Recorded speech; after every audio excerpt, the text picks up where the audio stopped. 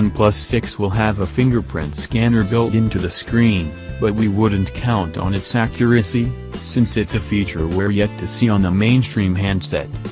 The OnePlus 6 will be replacing the OnePlus 5T right now. The latter is actually not on sale anymore in the US. The 5T was already one of the more impressive phones of 2017. Finally bringing the longer display that was so fashionable among the other big brands, as well as improvements to the camera. OnePlus 6 promises to be better.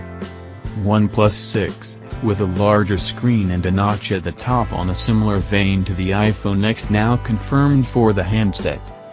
Well, if you're not a fan of the iPhone X's notch, look away now.